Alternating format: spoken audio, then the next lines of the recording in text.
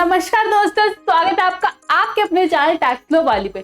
दोस्तों आज के वीडियो में हम डिस्कस करेंगे कि अगर आपने अपने आईटीआर को फाइल कर दिया है, आप अपने रिफंड का वेट कर रहे हैं, तो रिफंड का स्टेटस डिफरेंट टाइप के होते हैं, तो उनका मतलब क्या है आपका रिफंड कहाँ तक पहुंच गया है, तो सारा डिटेल में डिस्कस करेंगे। तो चलिए वीडियो को शुरू करते हैं। तो देखिए, सबसे पहले हम ये जान लेते हैं कि आपका जो रिफंड का स्टेटस है आप वो चेक कैसे करेंगे। तो देखिए, इसके लिए आप इनकम टैक्स पोर्टल पे जाएंगे, सर्विसेज में जाएंगे, नो योर रिफंड पे आप क्लिक करेंगे।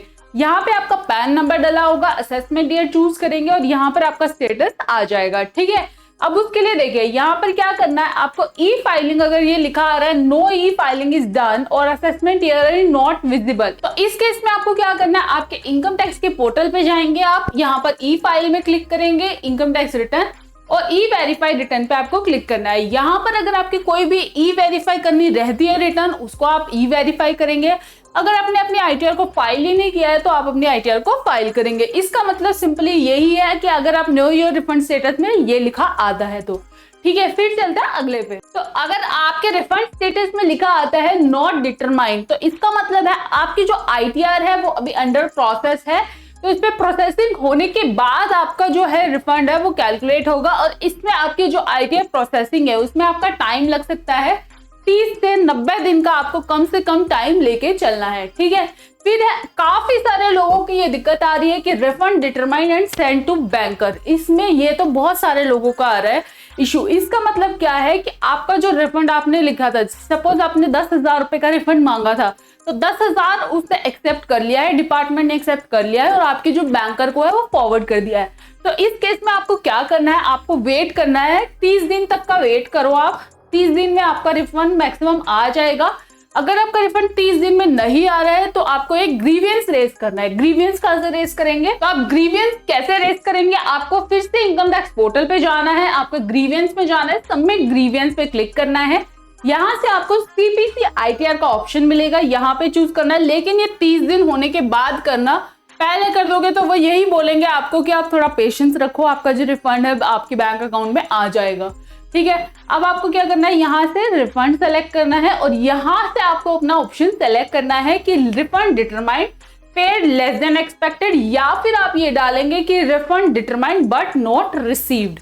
ठीक है, कंटिन्यू पे क्लिक करेंगे।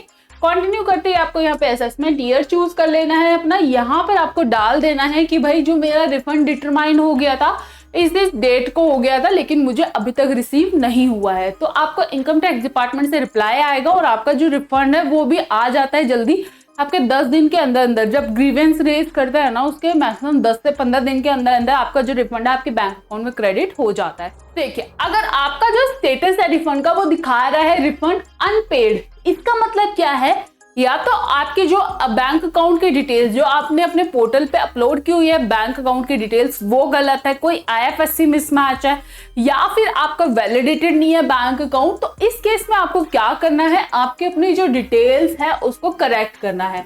ठीक है, करेक्ट आपको करना है और फिर से आपको रिफंड री इशू की रिक्वेस्ट को रेज करना है।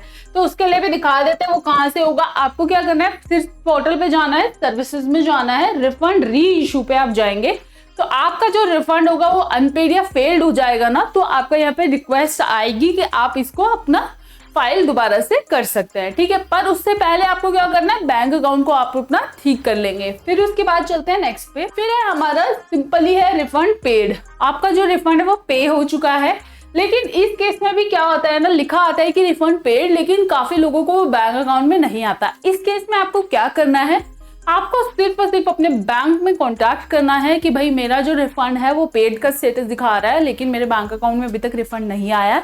तो वो जो बताएंगे, देखो वो 2-3 दिन का टाइम लेते हैं कि 2-3 दिन में आ जाएगा, क्रेडिट हो जाएगा ये सब, तो वो आपको फॉलो करना है। ठीक है, फिर है आपका नो डिमांड नो रिफंड। इस केस में क्या है कि आपका कोई भी डिमांड नहीं बनती है, ना ही आपका रिफंड बनता है। मतलब आपने कोई भी रिफंड क्लेम नहीं किया है, आपकी आईटीआर में 0 रिफंड है, आपको कोई भी रिफंड नहीं मिलेगा।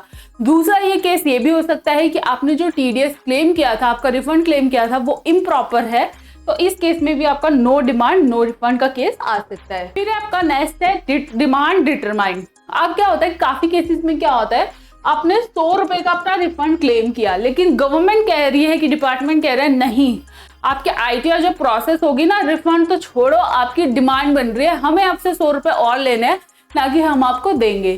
तो इस केस में क्या लिखा आएगा, डिमांड डिटरमाइन। आपको इस केस में क्या करना है कि उसकी पेमेंट करनी है। अगर आपकी जो डिमांड उन्होंने रेज की है वो सही है, सिंपली पेमेंट कर दें, नहीं तो आप अपनी आईटीआर को भी रिवाइज कर सकते हैं। ठीक है, फिर है आपका कॉन्टैक्ट ज्यूरिसडिक्शनल ऑफिसर। ये भी काफी जगह आ जाता है लिखा हुआ।